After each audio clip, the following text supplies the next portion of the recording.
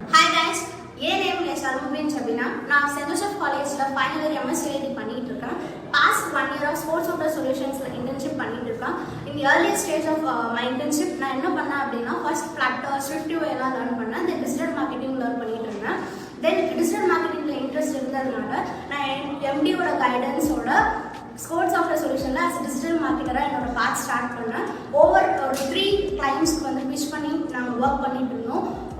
Within 1 month 1,50,000 views R account engagement நாங்கள் achieve பண்ணோம். As digital மார்க்கெட்டராக software ஃபீல்டில் ஒரு நல்ல கான்ஃபிடென்ஸ் வந்திருக்குன்னா